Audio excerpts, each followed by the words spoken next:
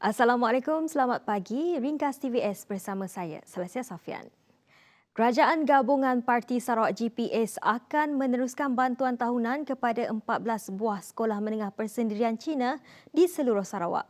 Ketua Menteri Datuk Patinggi Abang Johari Tun Openg berkata, sebagai sebuah kerajaan bersifat inklusif, pendidikan sekolah persendirian Cina tidak harus diabaikan kerana ia juga menyumbang kepada pembangunan sumber manusia negeri. Tegasnya, pendidikan sekolah persendirian Cina turut melibatkan pelajar bukan kaum Cina di mana sehingga 60% pelajarnya adalah kaum Bumi Putra. Ini saya telah menyerahkan geran kerajaan negeri sebanyak 10 juta ringgit untuk tujuan tersebut dan sebagai menyambung usaha yang telah dimulakan oleh Allahyarham Pen Sri Adnan Haji Satem.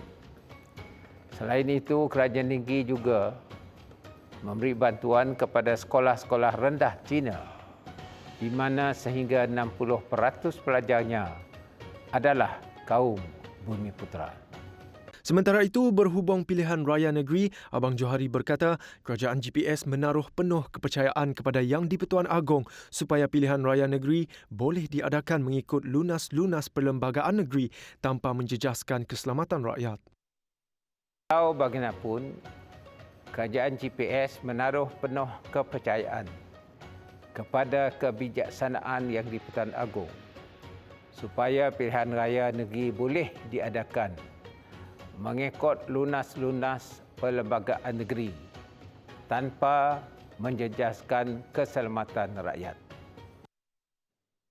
Kumpulan Wang Simpanan Pekerja KWSP sedang dalam proses memansuhkan syarat kemudahan iSinar. Pemansuhan itu berikutan nasihat Perdana Menteri Tan Sri Muhyiddin Yassin supaya KWSP menambah baik inisiatif tersebut setelah mengambil kira maklum balas pihak awam. Menurut Menteri Kewangan Tengku Datuk Sri Zafrul Tengku Abdul Aziz, dalam satu kenyataan, pemansuhan syarat bagi kemudahan iSinar ini akan membolehkan ahli KWSP yang berumur kurang daripada 55 tahun membuat pengeluaran dari simpanan akaun satu mereka tertakluk kepada baki yang sedia ada. Bagi ahli yang telah memohon iSinar berdasarkan kriteria semasa, permohonan mereka akan diluluskan secara automatik tidak lama lagi. KWSP menasihatkan ahlinya agar merujuk maklumat sahih melalui saluran-saluran komunikasi rasminya dan sentiasa berwaspada dengan maklumat yang tidak sahih dan bertujuan untuk menipu atau mengelirukan ahli.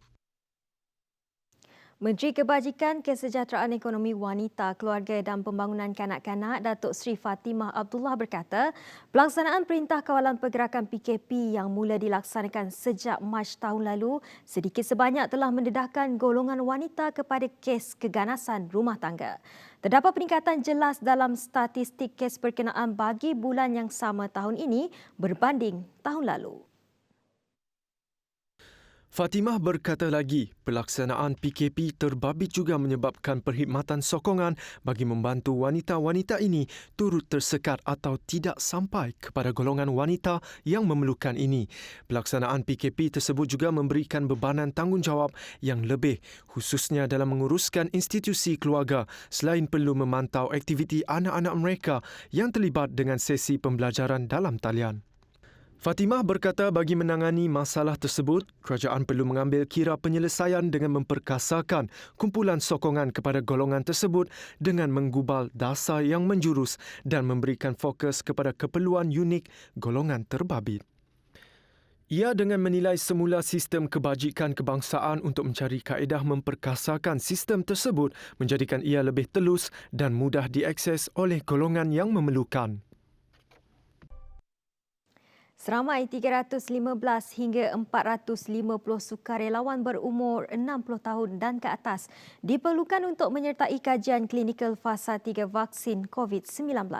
Kementerian Kesihatan Malaysia KKM menerusi kenyataannya berkata, kajian ini turut menguji keberkesanan dan keselamatan vaksin bagi warga emas.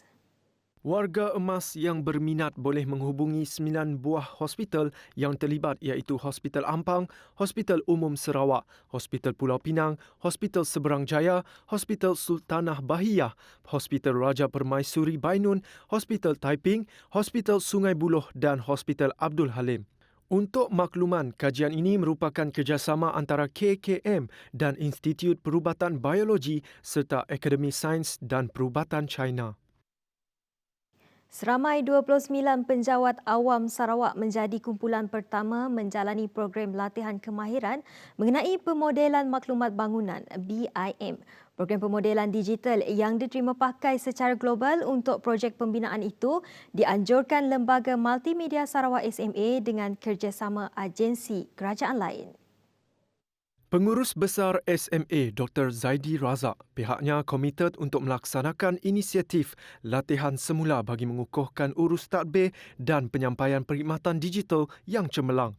Usaha ini akan melengkapkan pegawai agensi-agensi kerajaan negeri dengan kemahiran urus tadbir dalam mengawasi industri pembinaan. Sementara itu, Timbalan Ketua Saintis SMA dan Ketua Penasihat Ekonomi Digital Sarawak, Profesor Dr. Al-Khalid Othman berkata, selaras dengan aspirasi kerajaan negeri untuk memimpin Sarawak menjadi negeri termaju menjelang 2030 adalah dengan meningkatkan jumlah tenaga mahir dan pekerja yang cekap.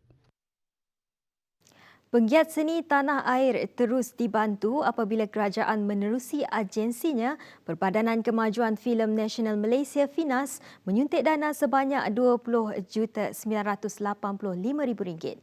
Menteri Komunikasi dan Multimedia Datuk Saifuddin Abdullah berkata, menerusi dana itu ia dapat memperkasakan industri kreatif tanah air dan juga tempatan yang terjejas teruk ekoran penularan COVID-19.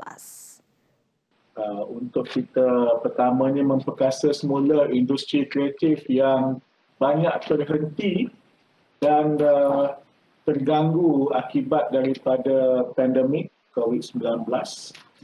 Pada waktu yang sama, kita hendak memperbanyakkan pemilikan hak cipta kandungan dalam kalangan penerbit tempatan bagi penjanaan keuntungan pada masa depan.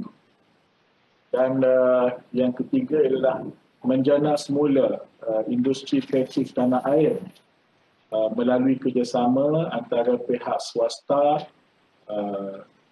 dengan melibatkan stesen televisyen dan penyiaran tempatan. Saifuddin berkata pelaksana fasa 2 ini yang melibatkan 65 buah syarikat produksi tanah air dan tempatan akan menerima surat tawaran dana fasa 2. Terdahulu katanya sebanyak 39 syarikat sudah menerima surat tawaran dengan peruntukan sejumlah 13.4 juta ringgit bagi fasa pertama. Beliau berkata demikian pada majlis penyerahan surat tawaran kepada penerima dana pelaksana fasa 2 secara maya pada Khamis. Katanya lagi, inisiatif ini mampu menjana semula ekonomi industri kreatif sekaligus menyediakan peluang pekerjaan melalui kerjasama dengan pihak swasta melibatkan stesen televisyen dan penyiaran seperti Astro, Media Prima, TV Al-Hijrah dan Sarawak Media Group SMG. Sekian ringkas TVS, saya Salsia Safian. Salam hormat dan jumpa lagi.